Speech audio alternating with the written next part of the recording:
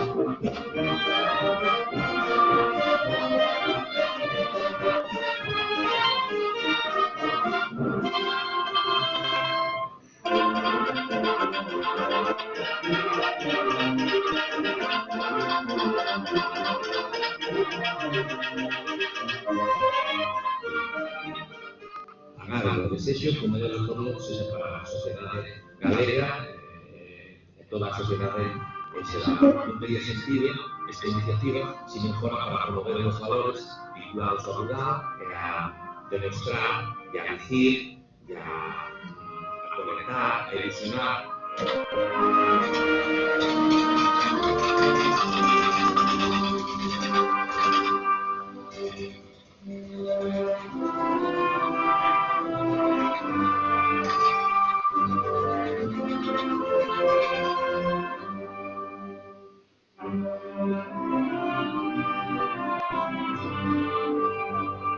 Nada, ya voy a dar paso a Marcos después de este vídeo tan chulo para que comience la jornada cuando quiera. Marcos, cuando quieras. Bueno, pues muchas gracias a todas y a todos. Buenas tardes, señoras y señores. Espero en este tiempo que compartamos que seamos capaces sobre todo de fomentar nuestro espíritu crítico acerca de un elemento tan importante en la producción de alimentos como es el tractor, ¿no? Hay que tener en cuenta que podemos vivir perfectamente sin volar, podemos vivir sin ir de vacaciones, pero no podemos vivir sin comer. Y entonces el colectivo, que seguramente es el que nos une en torno a esta conferencia, que es la ingeniería agrícola, y en este caso los tractores, y en conjunto la agricultura y el mundo campesino, pues creo que son ejes muy trascendentales para lo que nos queda por vivir y para dejar un futuro mejor a los que vengan detrás de nosotros, ¿no? Espero sinceramente que todo lo que aquí expongo pues eso, cree un poco de esperanza y también un poco de espíritu crítico y de compartir y de generar opinión. Nada más. Ahora dejarán de verme en la pantalla más grande y pasarán a ver la presentación que tengo con unas cuantas diapositivas hechas para el caso. Puede ser que en este mundo rural en el que estamos aún no hay conexión buena a Internet. Puede ser algún retardo o alguna cosa. Vale, bueno, puede ser. Vale. Entonces, pues nada. Veis que el título de la conferencia es Los tractores y el futuro. Y no es los tractores del futuro, por si alguien se llamó a la confusión. Estimé más oportuno usar esta denominación porque realmente lo que quiero es transmitir la importancia que creo que tienen todo lo que es el mundo de la mecanización al respecto del futuro, ¿no? Con lo cual está bien ajustado el artículo, no está contraído, es el artículo tal y cual, ¿no? Entonces, quisiera transmitiros también, por eso empiezo con esta foto, que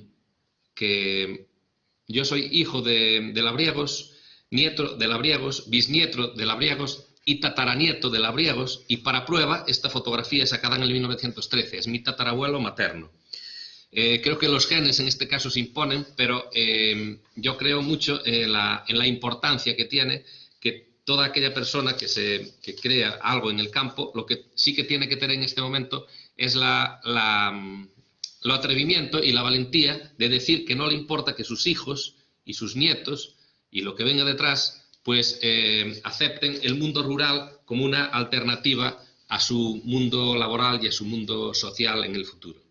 Entonces, queda enunciado que a mí no me importa ser padre ser en el futuro, que ya soy padre, pero que mi hijo sea labriego y que mi descendencia sea labriega. Con lo cual, es un campo de estudio que está por explorar, pero que yo creo que debería tener mucha importancia al respecto, ¿no? Porque, de hecho, si llegamos a la situación en la que estamos, es porque muchísima gente sí tuvo recelos a la hora de incorporarse a la agricultura.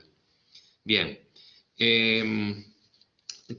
Cabe pensar y cabe meditar en torno a que cuando el trabajo humano y el trabajo animal hace más de aproximadamente siglo y medio eran los que primaban sobre el planeta, un labriego o labriega alimentaba del entorno de entre 5 y 10 personas, dependiendo de su habilidad y del punto del planeta en el que se encontrara.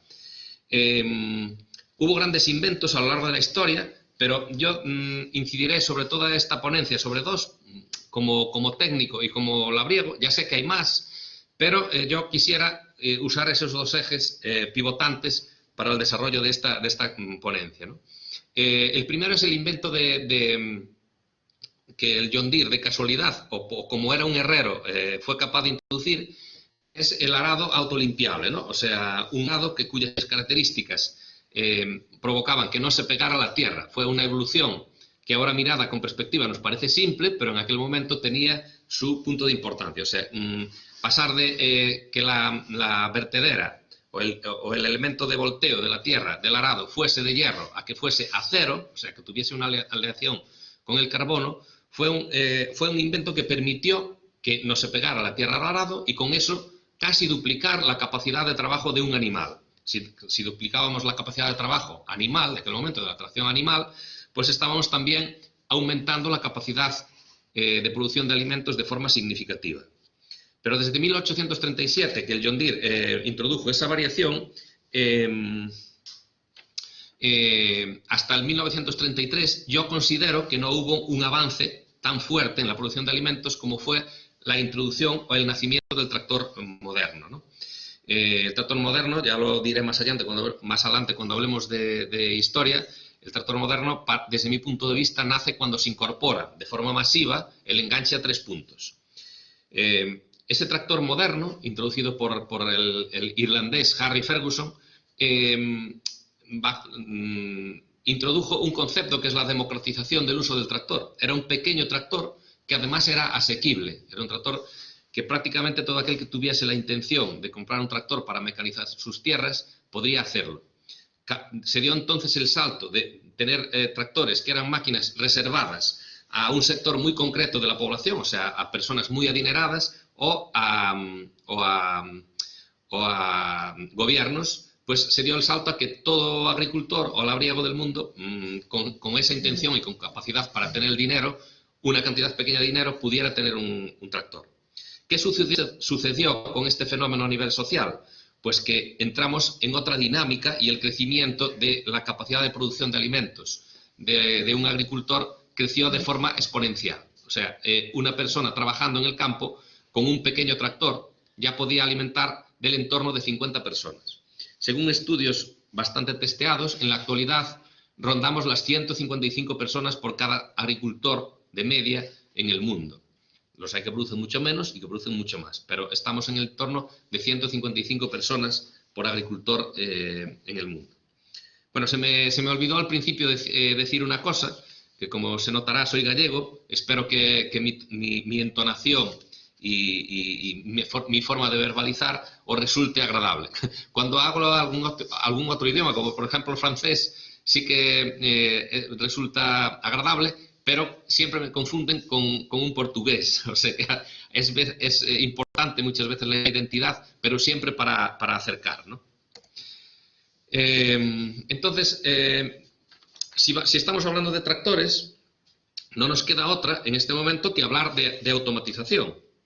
Y entonces, además, siempre que ha habido automatización en cualquier sector de la población, se ha producido una mejora en la economía. O sea, los valores económicos de cualquier sistema en el que se automatiza mejoran de forma sustancial. Pero a más automatización, menos empleo. Con lo cual, estamos en una especie de lucha entre lo que es la máquina y el hombre,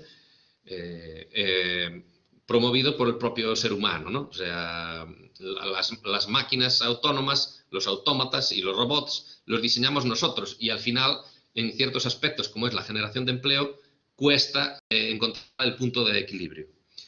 Entonces, la gran pregunta y la gran reflexión que iremos intentando ver a lo largo del desarrollo de esta ponencia es si la Tierra va a dejar de ser trabajada por personas. Y en este momento de la historia en el cual ya el tractor autónomo está completamente desarrollado y entendiendo como el tractor el elemento más importante de trabajo del campo, pues ya no es una película de ciencia ficción, sino que es una realidad completamente palpable. Estos son datos de la US Bureau of Labor Statistics y apunta a que de cada 10 puestos de trabajo, 6 pueden ser automatizados y lo va desglosando por áreas de conocimiento, como veis ahí. Después esta presentación quedará archivada en el Consejo para el que quiera tenerla disponible o a su disposición. Entramos más en los estudios de este mismo Instituto Americano de Estudios y nos centramos en los empleos que tienen algo de relevancia, el trabajo físico. Vemos en qué porcentaje sobre el empleo total afecta solamente este sector. Por ejemplo, en los países más desarrollados, en el caso de Alemania, este sector concreto de la agricultura y de los trabajos que requieren cierto esfuerzo físico interferiría negativamente en torno al 6% negativo, o sea, el descenso de O sea, provocaría un incremento de paro del 6%, solamente este sector. Bien, entonces, como seguimos hablando de tractores y ahora ya estaba hablando del paro, pues mejor vamos a centrarnos otra vez y vamos a ver las alternativas que en este momento a mí me parecen las más indicadas y que pueden ir los tiros o los diseños futuros por ese lado. Por supuesto que aquí habrá cantidad de personas que yo no conozco. A unos os parecerá poco exhaustivo el detalle que yo he hecho y a otros os parecerá mucho. Yo intenté, primero, de ser capaz de aportar algo para crear opinión y segundo, situarme más o menos en un punto medio para que la comprensión de lo que explico fuese admisible para toda persona. Lo siento por si a alguien le parece demasiado simple o lo siento por si a alguien le parece un poco complicado. Mi intención es la que acabo de describir. Entonces, parece ser que el motor de hidrógeno es una excelente solución. No será la solución universal, seguro. Tendrán que convivir muchos sistemas en el futuro, o más de uno por lo menos. No como ahora, que está toda la motorización de los tractores prácticamente monopolizada por el motor de combustión interna con combustible diésel, con ciclo diésel. Y en el futuro lo más probable es que existan varios tipos de motorizaciones adaptados a cada región del planeta, ¿no? Entonces, yo creo que el motor de hidrógeno tiene varias formas. Hay hidrógeno de varias formas de producirlo, mediante la hidrólisis del agua, que consume electricidad, transformando el vapor del gas natural, o la fermentación anaeróbica de la biomasa, algo que resulta muy atractivo porque la biomasa se puede producir en las propias casas de labranza. Es que no digo explotación porque es una palabra que me gusta poco. Entiendo que los labriegos y los ganaderos y los que estamos en el campo, pues no tenemos la intención de explotar a nadie, ¿no? Entonces, hay palabras, sobre todo en castellano y en gallego y en las lenguas latinas, para definir lo que le llamamos ahora vulgarmente explotación, como de muchas otras formas, ¿no? En español, casa de labranza, igual que en gallego, o labranza, y en inglés, pues ya farm, en francés ferm, o sea, lo que sea, pero explotación es una palabra, cuando menos, un poco delicada para definir trabajo en el campo, ¿no? Entonces yo huyo de decir explotación, por eso cuando diga casa de labranza no penséis nada raro. Bien, decía que la fermentación anaeróbica para producir la biomasa es una técnica muy tentadora porque podrían desarrollarse tecnologías que permitieran que los propios residuos generados en la casa de labranza produjeran el nitrógeno suficiente para mover las máquinas que hay en la casa.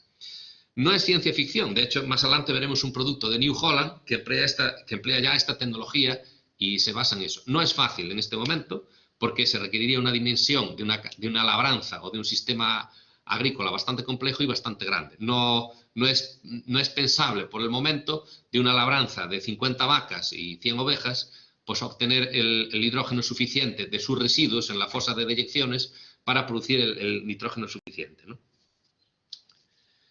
Bien, también hay otro inconveniente en este momento, que el hidrógeno no dispone absolutamente de ningún tipo de logística, de distribución, ni de sistemas avanzados de distribución y almacenamiento para poder usarlo de forma normal como estamos usando el diésel o la gasolina, los productos del petróleo. Otra alternativa es el motor eléctrico. Ya veremos más adelante que en nuestro país ya se comercializa un tractor eléctrico, del cual ya están entregadas bastantes unidades y que tiene sus muchas ventajas, ¿no? Pero pensando ya en tractores grandes y de cierta potencia, aquí ven en esa fotografía ZF, que ya ha desarrollado un motor eléctrico de las características que están ahí dispuestas. ZF, como saben, es un fabricante con base en Alemania, pero que desarrolla productos por todo el mundo, especializado en cajas de cambio, pero ahí tienen un motor eléctrico de ZF, ¿no? Por cierto, que no sé si nombré, antes el motor de esta foto de hidrógeno es un Cummins. Como ven, el diseño y la configuración es muy similar a un motor de combustión interna convencional. Bien, el motor eléctrico tiene ventajas y también tiene inconvenientes. Quizá el mayor inconveniente es que volvemos a la misma del uso de los combustibles fósiles, ¿no? Las baterías que tenemos para alimentar esos motores están construidos con elementos finitos de la naturaleza. El litio está en minas igual que el petróleo, están los pozos de petróleo donde lo tenemos que explotar, ¿no? Como a esto se tendría que unir un desarrollo muy importante de la economía circular, o sea, que las propias baterías fueran reciclables o reutilizables o mejorables o actualizables, o sea, habría que trabajar, creo yo, mucho en torno a eso. Las baterías para mover tractores de cierta potencia, de más de 200 caballos, parece ser que tienen que ser del entorno de 800 voltios, y para esto habría que asociar celdas, muchas celdas en serie, o por lo menos paquetes de baterías en serie, con la dificultad que eso conlleva a la hora de sumar, o sea, a la hora del funcionamiento, puesto que si falla una batería y están colocadas en serie, te quedas sin servicio en todo el sistema, ¿no? Las baterías son costosas y también, como otra ventaja, podría enunciarse que las baterías, sobre todo para aplicaciones no muy grandes, para pequeñas aplicaciones agrícolas, podrían recargarse en la propia granja, con paneles solares o con pequeñas plantas de aerogeneradores. Con lo cual eso sí que sería suplir con tecnología y introducirse dentro de un ciclo de economía bastante circular. Bueno, la motorización híbrida, ya en su momento John Deere, hace varios años, en su programa SESAN, usó varios tractores de la serie 7000, los que llevaban la denominación E, que tenían cierto nivel de hibridación. Eran tractores, bueno, hay tractores de esos funcionando por el mercado, tenían características como, por ejemplo, una toma de corriente trifásica para poder realizar operaciones en campo, como es con una soldadura o con una sierra radial, y bueno, eso lo ha desarrollado. En este momento, John Deere, en lo que yo he visto, no sigue con esa línea del tractor híbrido, se lanzó a otros sistemas y está invirtiendo mucho más en tecnología de conexión y automatización, ¿no? Entonces, el inconveniente más grande de la motorización híbrida es que llevas en movimiento y en la propia máquina dos mundos: el mundo de la tecnología de la combustión interna, estoy mirando el reloj, y el mundo de la electricidad, con lo cual a la hora de realizar reparaciones y mantenimiento, pues tendremos que hacerlo de dos sistemas, el eléctrico y el térmico, ¿no? Bien, el motor endotérmico. O sea, se trataría de usar los motores que en la actualidad estamos usando, que hay que recordar que los tractores son máquinas muy robustas y que hay tractores de 20 años y 30 años en pleno funcionamiento y con unas condiciones de rendimiento muy destacables, y consistiría en desarrollar combustibles sintéticos y tolerantes con el medio ambiente que permitiesen seguir usando estos motores.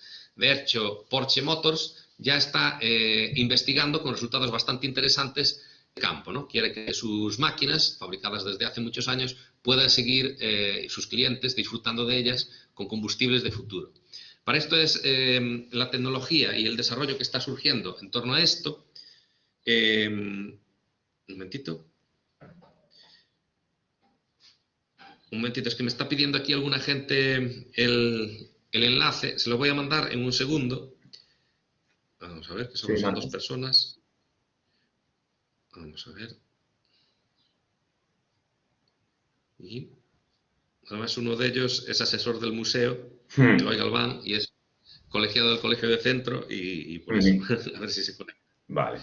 Bueno, entonces, como os decía, el asunto de generar combustibles sintéticos, yo lo veo como una alternativa de empleo y bastante interesante, sobre todo si se piensa en la neutralidad a la hora de la emisión de los gases contaminantes, ¿no? Si para para producir un combustible se consume una cantidad determinada de monóxido de carbono y de dióxido de carbono de la atmósfera y del suelo, pues si en la vida útil de la máquina del motor de la máquina que diseñemos, si se echa eso al aire o menos incluso, estaríamos en un ciclo de equilibrio de contaminación, con lo cual serían combustibles neutros a la hora si tenemos en cuenta la emisión de gases contaminantes, ¿no? Es una tecnología que está en desarrollo y que parece que Porsche tiene resultados interesantes. Como siempre me gusta hacer referencia a la historia, me gustaría destacar, y veis aquí en esta fotografía, no sé si la veréis bien, yo la veo bien, pero no sé si vosotros la veréis, que las marcas más glamurosas de coches del mercado pues nacieron del capital agrícola, o sea, del capital que generaron los propios agricultores comprando tractores, ¿no? Quizá un caso muy conocido, el más conocido es el de Lamborghini, que aún sigue fabricando coches y tractores, pero también Porsche, hay que destacar que como os pongo ahí, desde 1950 a 1964 fabricó 125.000 unidades de tractores y solamente 77.379 unidades de coches, con lo cual claramente Porsche fue, y por lo tanto se puede decir que sigue siendo, un gran fabricante de tractores. Y nació fabricando tractores. Después otra marca destacable de la producción de coches de lujo es Aston Martin. Como sabéis, los Aston Martin llevan de apellido la DB en honor a su fundador. ¿Y por qué los Aston Martin no se llamaron David Brown? DB, David Brown, el fabricante de tractores de Melton. Pues por un que hubo a la hora de producir la saga de cine Agente 007, ¿no?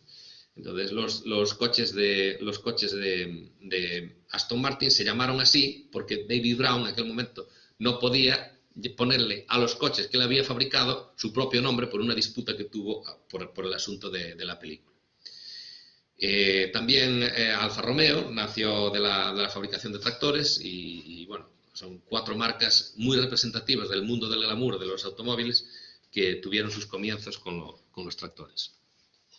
Después el motor convertido, o sea, desarrollar una tecnología de la transformación de motores endotérmicos actuales a la transformación de motores para otros combustibles. O sea, un motor Tier 3, que ya es un motor muy avanzado en sistemas de descontaminación y tal, en la agricultura, pues adaptarlo al funcionamiento con hidrógeno u a otros combustibles que fuesen saliendo en el futuro y que no fueran del todo compatibles con la tecnología actual, con la tecnología del momento de ese tractor, ¿no?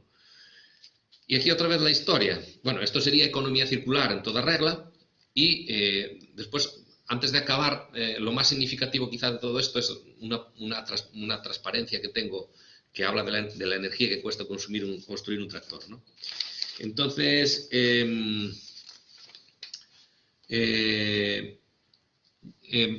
cabe recordar, otra vez volvemos a la historia, que don Eduardo Barreiros, mi vecino de aquí, de Orense, nacido en el ayuntamiento de Gundiás, en la parroquia de San Diás, de la provincia de Orense, fue capaz de transformar la práctica totalidad de los motores de gasolina que había en su momento, en su época, transformarlos a diésel, en contra de las opiniones de testados doctores, ingenieros industriales de diversas universidades de Europa que le echaron atrás su propia idea.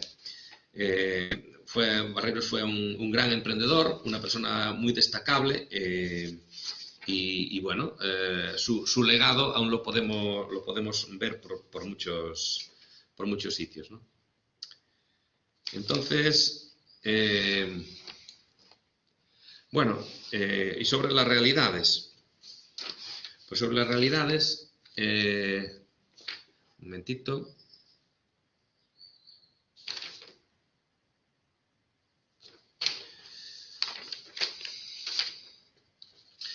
Sobre las realidades, os pondré algún ejemplo que ya está en fase final, ya ha pasado la fase final de desarrollo y ya está en fase de comercialización. Quizá el más adelantado, el que ha dado más muestras de atrevimiento y ha salido al mercado ya hace tiempo con productos impulsados con combustibles alternativos ha sido New Holland. Hay un vídeo muy significativo de la granja Velota en Bolonia, donde tienen la granja que ya he anunciado al principio, o sea, una Independent Farm, una granja que pretende demostrar que es posible, con los residuos generados en la propia labranza, impulsar los motores de todas las máquinas y todos los requerimientos energéticos que surjan en la propia granja. Asimismo, New Holland tiene la gama Metan Power, que es una gama de tractores con motores impulsados por metano. Es un tractor prácticamente convencional, solo que la gran diferencia está en que la planta motriz, el motor de combustión interna de ciclo diésel, está sustituido por un motor de metano. Eso que ven en la parte frontal es un elevador frontal con un depósito auxiliar de metano para tener más autonomía. El tractor es un tractor de gama alta con opciones avanzadas de caja de cambios, lleva caja de cambios con transmisión infinitamente variable, con opción, o la caja de cambios robotizada con varias marchas bajo carga y un cambio de grupos de forma robotizada, y también la caja de cambios, que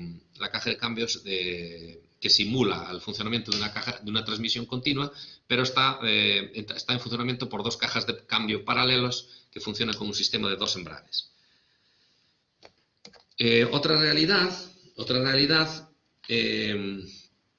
ya es el tractor eléctrico. Este tractor es un tractor de una multinacional india que se llama Escorts, y la denominación comercial, bueno, la marca del propio tractor es FarmTrack, el modelo FT22, se comercializa en España, hay varias unidades en funcionamiento, ya pude ver alguna en funcionamiento, y lo distribuye Comeca, que es una empresa testada desde hace muchos años de maquinaria agrícola en nuestro país, ¿no? Es un tractor de 22 caballos y tiene para su potencia, tiene un elevado par motor en torno de los 180 newtons metro, y bueno, es un tractor con enganche Ferguson de categoría 1 en la parte trasera, con 4 horas de autonomía, y bueno, es un tractor para hasta donde llegue esa potencia, pues perfectamente funcional.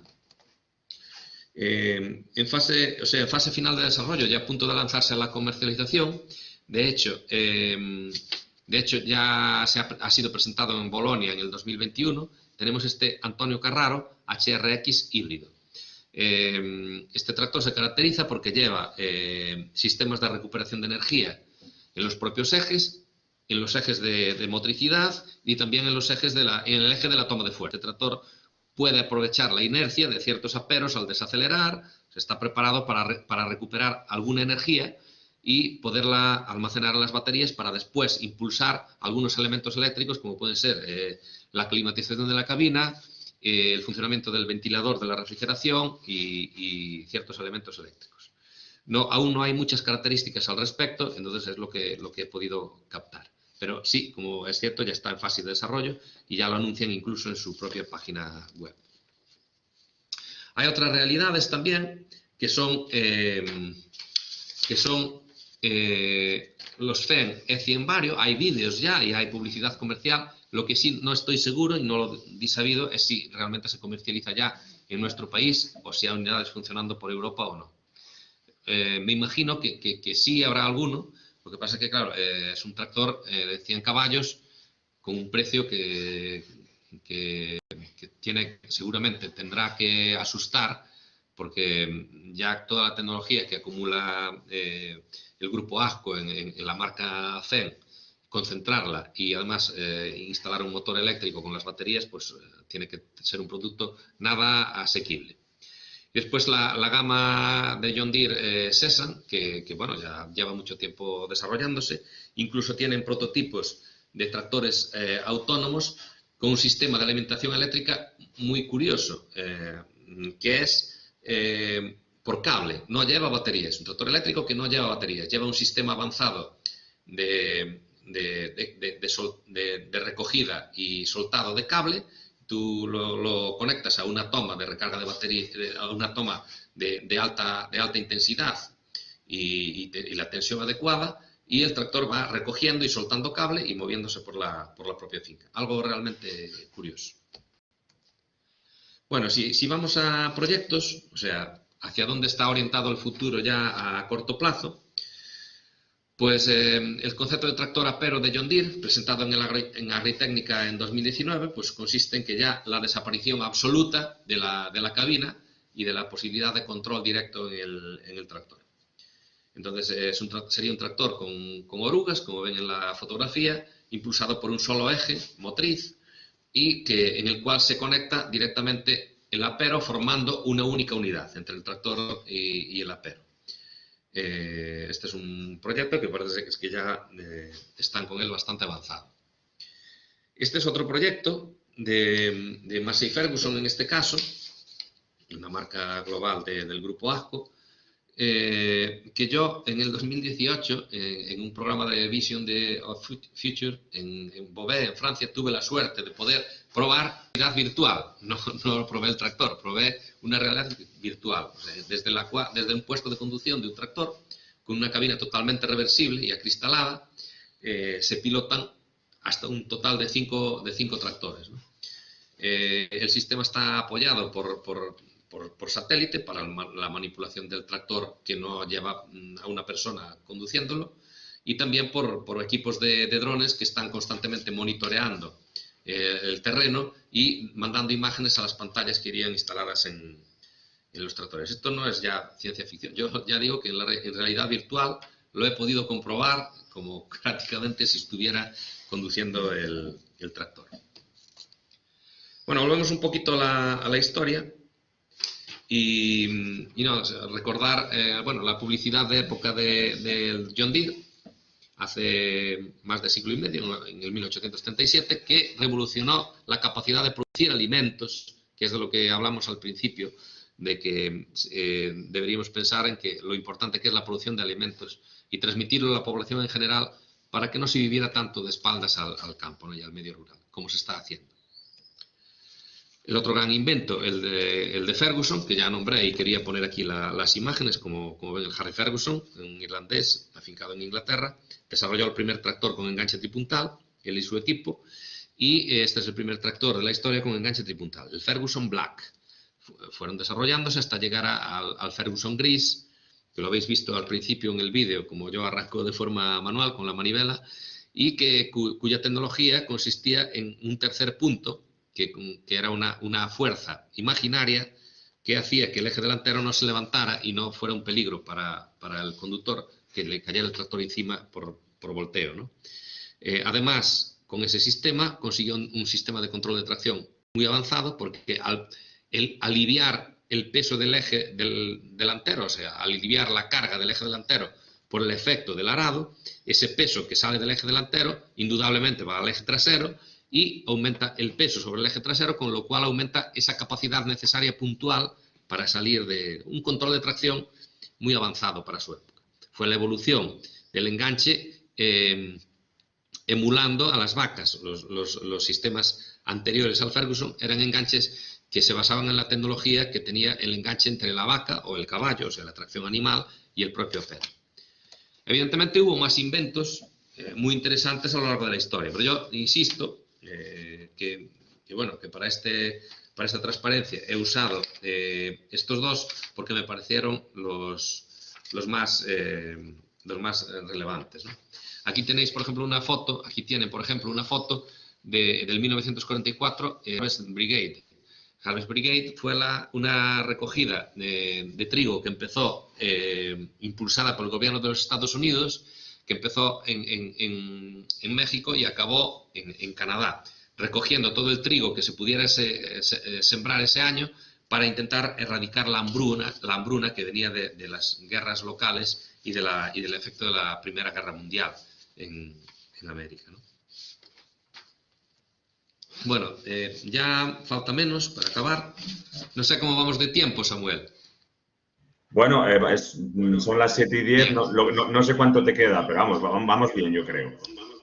Vale, bien, me queda más bien poco. Vale. Estáis viendo bien las transparencias y me escucháis y todo, ¿no? Todo se ve y se escucha perfectamente, Marcos. Bien, pues lo que me ha provocado quizá a escribir un artículo que ya tengo hecho sobre este asunto y a ofrecer esta videoconferencia, precisamente ha sido este estudio realizado por la Sociedad Española de Historia Agraria. Es una sociedad científica avalada por científicos de importantes trayectorias en este mundo. Entonces, resulta muy creíble y resulta muy práctica, sobre todo a los que nos preocupamos un poco por el balance energético del planeta, ¿no? Entonces, bueno, yo solo pongo una tabla, hay 100 y pico de tablas, El estudio es impresionante, veis ahí citado en el margen inferior derecho el estudio. Es impresionante todo lo que cuenta ahí. Pero yo me quedé con esta tabla para provocar un poco, ¿no? O sea, han sido capaces de estudiar el coste energético en megajulios de la producción de la maquinaria agrícola en toneladas. Madre mía, o sea, para atreverse a dar un dato de estos a nivel científico tiene que haber mucho trabajo y mucho estudio por detrás. Entonces, para transferir un poco lo que significa esta tabla, ya la veréis con más calma, y haciendo uso de ella, si tomamos un tractor de entre 100 y 120 caballos, o sea, de unas 4 toneladas de peso, un tractor dependiendo del diseño y de su equipamiento, tendríamos que tenerlo trabajando durante 400 horas al año, durante un mínimo de 8 años.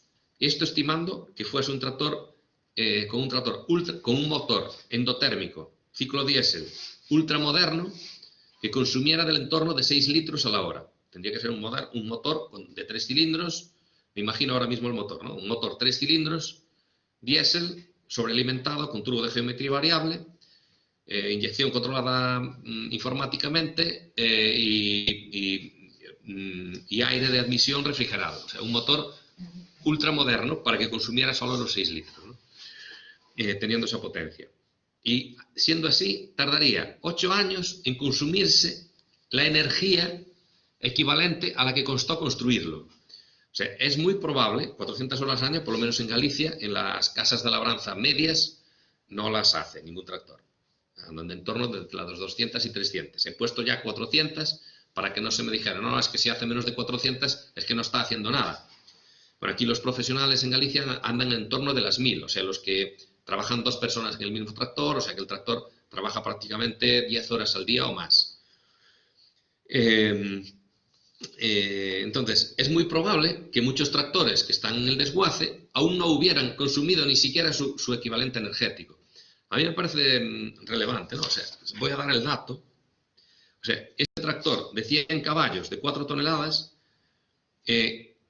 cuesta producirlo a nivel energético 6.600 megajulios.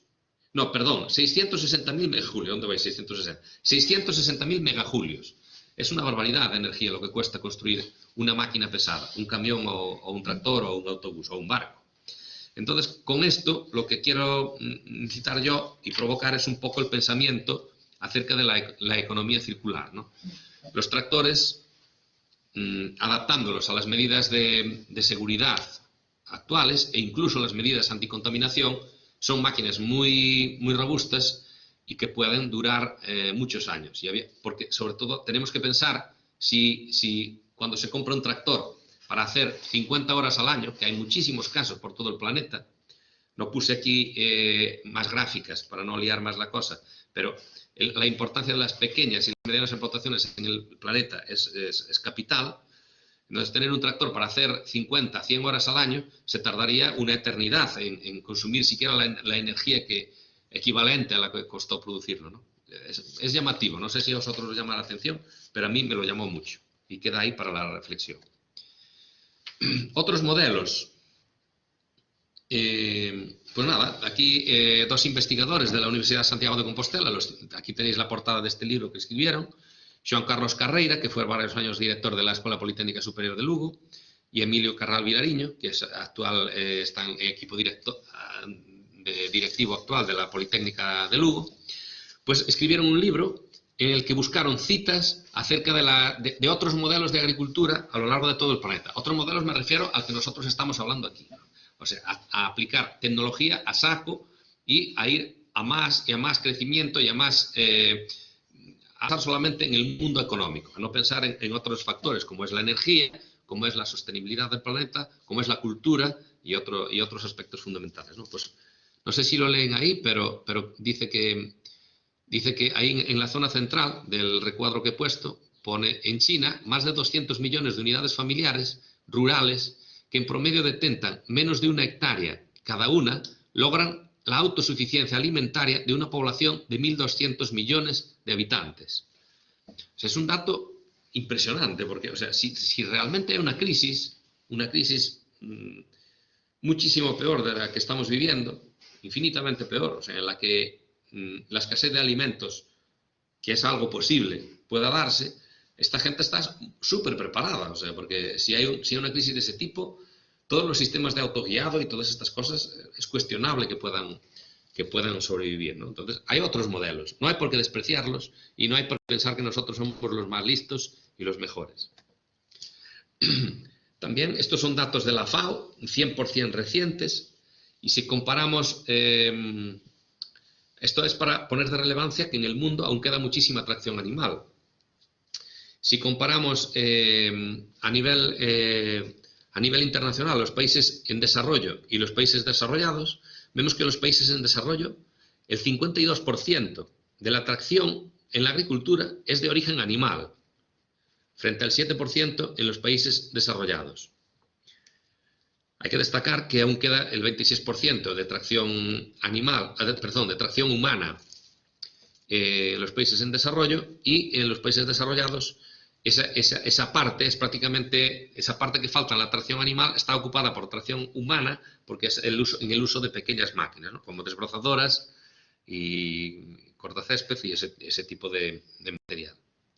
O sea que la tracción animal, pese a la crítica que hay a la contaminación que producen atmosférica, los gases que expulsan los animales, cosa que es muy discutible, pero yo no voy a entrar en ese campo, pues es algo a tener en cuenta también. En Francia hay muchas asociaciones, está muy desarrollado el mundo de la tecnología mecánica aplicada a la tracción animal.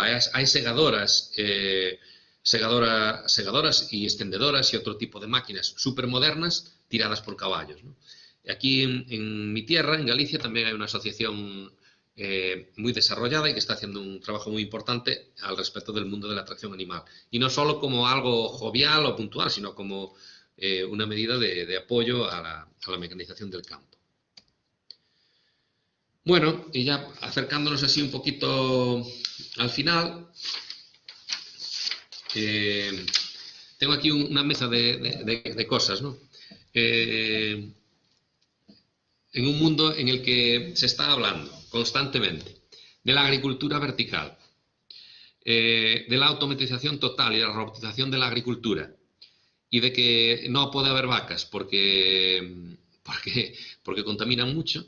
O sea, yo cuando estaba preparando esta conferencia para vosotros, he puesto en Google agricultura vertical y me ha sorprendido que, si lo veis ahí, si no os lo leo, en esta viñeta de Google pone: la agricultura vertical puede ser la respuesta que todo el mundo busca. O sea, se quiere decir con esto que en ciudades muy avanzadas tecnológicamente, que están de espaldas completamente al campo y que tienen lejos el campo, es probable que nazca un niño que llegue a mayor y se muera y que nunca vea una vaca ni un campo, porque va a tener la agricultura hidropónica y la vertical por las paredes de los edificios, las lechugas y los tomates, ¿no? Es curioso, pero, o sea, aunque nos resulte difícil de entender, hay muchos tiros que apuntan hacia ahí. Y si se leen algunos estudios, hablan con pleno convencimiento, como si ya estuviera hecho. La automatización, aquí se ve de esta empresa norteamericana, FACT-MR, que se dedica a hacer muchos estudios económicos de todo tipo, pues se ve el impacto que va a tener la automatización hacia el 2030 en todo el mundo, dependiendo en la zona, ¿no? América, Europa y Asia y Australia. La cantidad de millones de dólares, o sea que esto va a ir en una progresión brutal. John Deere anuncia, aquí está un director general de John Deere en Estados Unidos, no sé, me está haciendo unos sonidos, Samuel, no sé si está pasando algo, ¿me escucháis? Sí, no pasa nada, es que hay unos asistentes que sin querer ha debido dar a levantar la mano, no te preocupes. Vale. Pues entonces, John Deere, con toda la automatización que ha introducido, generó, aquí veis bueno, usó John Deere, como que el verde y amarillo lo conoce todo el mundo. Podría haber usado Massey Ferguson, pero como habrá mucha gente aquí que me conozca y sabe que yo soy un poco amante de Massey Ferguson, pues no quise no quise dejarme llevar por la pasión, ¿no? Entonces pongo John Deere para yo ser más neutral. Entonces, los ingresos de John Deere han llegado a 44.000 millones de dólares en el último año, en el 2021, y parece ser que es todo debido a la gran automatización y robotización que está proponiendo para el campo. Aquí hay un fuerte problema. De hecho, aquí os he puesto un recorte del boletín oficial del Estado de los Estados Unidos, en el que legislan para que la propia persona, el propio usuario de un tractor, pueda ser dueño de él. Porque se está produciendo el fenómeno de que se está generando más dinero en torno al alquiler del propio tractor que con la fabricación del propio tractor y con la comercialización y venta del tractor. O sea, como hay tanto control desde la propia fábrica a los sistemas de manejo y de funcionamiento del tractor, descubrieron que si el tractor, o sea, si el dueño del tractor es el propio fabricante, el tractor da más dinero, da mucho más dinero. De ahí la automatización, ¿no? Entonces, ¿qué pasó? Que la gente también se hartó en América y hubo grandes protestas diciendo que querían ser dueños de lo que compraban. Entonces el gobierno estadounidense, como veis aquí, en este decreto, pues, del Congreso, decretó que el agricultor debería ser, o sea, que el propietario debía ser el que lo pagaba y que había que hacer ciertas concesiones al fabricante, pero el dueño también tenía que tener todo su poder. Esto es un dilema que se plantea, porque además el tractor no tiene solo datos intrínsecos de la propia máquina, no solo hay datos de temperaturas y presiones y flujos dentro de la caja de cambios o del motor. Es que el tractor está constantemente tomando datos de territorio y de producción. Imaginen, por ejemplo, una cosechadora que lleva instalado en el tubo de descarga un sistema de NIRS, de lecturas por infrarrojo cercano, pues está tomando datos de rendimiento puntual y datos territoriales. O sea, sabe en cada coordenada de una finca, sabe el maíz que se está produciendo o la humedad que tiene ese maíz. Y esos son datos a ver, ¿de quién son esos datos realmente? Yo me planteo, y lo he planteado y lo llevo diciendo mucho tiempo, en este momento los datos los explotará el propio propietario de las máquinas o de las fincas, pero estoy seguro que los fabricantes de tractores pueden tenerlos también. Entonces esos datos pueden ser una revolución, o sea, los tractores son cajas de sensores, llenas de sensores, y las cosechadoras que están constantemente palpando el territorio. Y yo creo que ese big data que hay en el entorno de esas máquinas debería ser aprovechado ya por las universidades y por los centros de investigación para desarrollar muchísimas cosas al respecto, ¿no? Bueno, se me olvidaba aquí una diapositiva. Bueno, esto que está aquí en el centro es como reflexión. En el Paleolítico, bueno, esa es una foto muy conocida de pinturas rupestres, ¿no?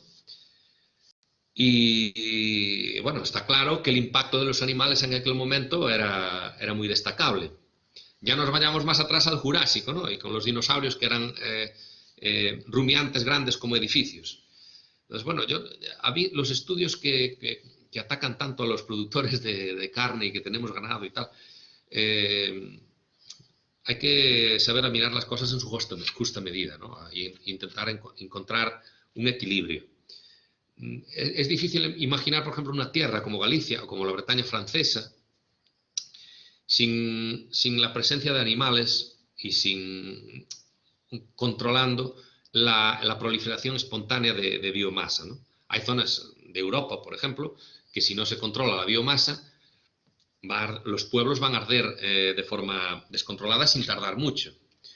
Pero es que a la población en general que ardan los pueblos puede ser que no le importe. Pero es que pueden arder las ciudades. De hecho, en Galicia, hace poco, casi arde una nave de la zona franca de Vigo por un incendio forestal. O sea, que encontrar el punto de equilibrio en todas esas cosas es una labor de futuro. Si aparte de los tractores ya no sigo. Pero bueno, estábamos hablando de tractores y futuro. Entonces ya para acabar y a modo de conclusiones, en el 2012, bueno, en una consulta que le hice yo profesor Márquez, que en paz descanse, que ya ha fallecido, me contestaba en un mail durante la realización de ese máster en Gestión Sostenible de la Tierra y el Territorio de la Universidad de Santiago de Compostela, en el que me decía: a los jóvenes investigadores les gusta la electrónica, pero no la agronomía. Y entonces, como estuvimos hablando de tractores, yo me pregunto, ¿puede la tecnología enganchar a chicos y chicas al campo? Pues si desarrollar tractores y conductores, aunque sea de forma telemática, engancha gente al campo y hace que vuelva alguna gente al campo, pues bendito sea Dios. Bueno, se nos informa y se nos orienta que la desaparición de los pueblos no es buena y se fomentan programas que detengan esta tendencia. La realidad es que se consigue lo contrario. ¿Es que nos estamos equivocando en los programas de desarrollo o es que realmente no queremos los pueblos? Tenemos que planteárnoslo, ¿no? Yo el verano pasado, hablando con una persona de Estados Unidos, en Cuenca, que me encontré con ella y hablando allí, vino a Cuenca porque tenía unos familiares y porque quería ver castillos, porque claro, es que en América no hay castillos, los castillos de las películas no están por allí, están por aquí. Y entonces, claro, la cultura es algo muy valioso y que los europeos a lo mejor le estamos quitando valor. Si desaparecen los pueblos, desaparece con ellos muchísima cultura y desaparecen nuestras raíces. Y yo creo que para proyectar bien el futuro hay que conocer un poco bien el pasado y para la mejor forma de conocerlo es tenerlo un poco vivo, ¿no? Bueno, vuelvo a hacerme la pregunta si los tractores pueden ser atractivos para que los jóvenes vengan al campo o por el contrario, con la automatización total y la gestión privada de los datos por parte de las multinacionales de fabricación de tractores genera mucho capital, ¿se tenderá a la desaparición total de la gente trabajando en el campo? La producción de alimentos está ligada a la cultura y a nuestra evolución como personas. Este es un hecho del cual se fue aumentando el grado de desconocimiento por parte de la sociedad. ¿Podemos y debemos intentar que suceda lo contrario? Pues bueno, yo por mi parte no sé si os he aburrido mucho, no sé cómo han quedado las expectativas, pero es lo que yo quería provocar un poco, ¿no? La reflexión en torno a si la tecnología que estamos aplicando al campo es justamente la necesaria, ¿no?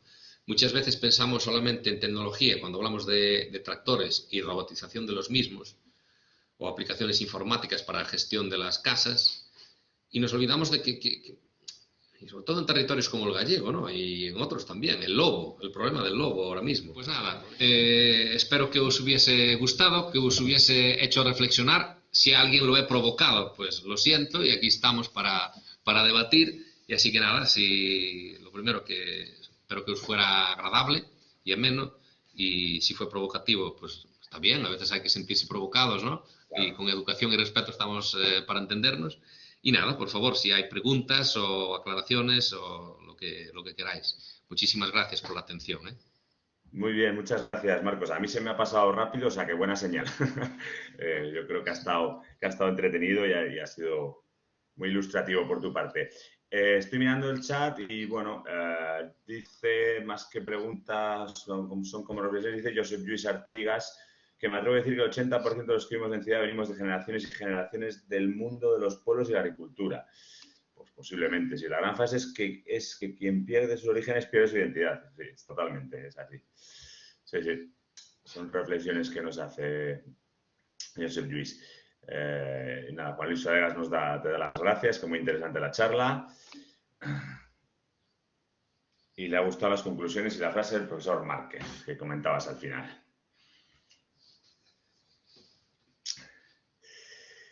Muy bien, pues no sé si queréis hacer alguna reflexión más, alguna pregunta a los que estáis conectados. Y si no, pues nada, iríamos dando por finalizada la sesión. Nada, lo dicho, Marcos, que muchísimas gracias por tu participación. Espero que si ha sido provocativa haya sido para bien, para la gente. Y que les haya gustado, que a mí, ya te digo, me ha parecido muy entretenida tu charla. Bueno, pues Nada, comentar que, bueno, yo voy a enviar por WeTransfer al Consejo la presentación.